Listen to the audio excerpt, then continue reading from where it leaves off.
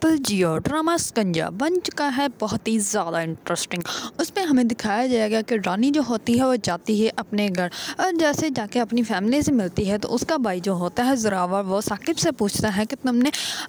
जो तुम्हारे ऑफिस में वो सिलसिला चल रहा था, तुम्हारे ऊपर केस होने वाला था, तो उसका क्या बना। इस पर साकिब अभी बोलने ही लगता है तो रानी जल्दी से बोल पड़ती है और वो कहती है कि भाई अब आपको उस बात का क्या ख्याल आया, वो तो क्लियर हो गया था ना। इस पर वो साकिब को बोलने ही नहीं देती और साकिब जो होता है वो भी खामोश हो जाता है।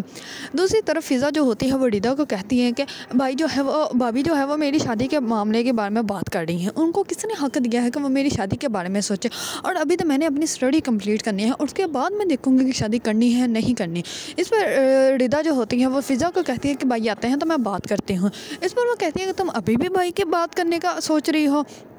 अब भाई जो है वो कुछ भी नहीं करेंगे, अब जो करेगी अब भाभी करेगी। इस औरत के बारे में मेरा ख्याल जो भी था ना वो सही था, उसके बारे में मेरा ख्यालात जो हैं वो कभी भी गलत नहीं हो सकते।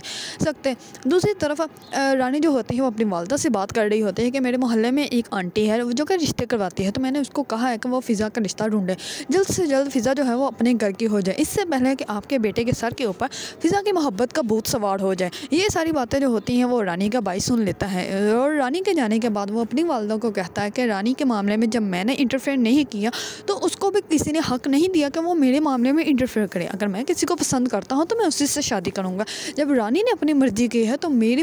ज़िंदगी में उसको दखल देने की कोई ज़रूरत नहीं। इस पर उसकी वालदा जो होती है वो खामोश हो जाती है और उसकी वालदा जो है वो अब रानी को ज़रूर बताएगी, क्योंकि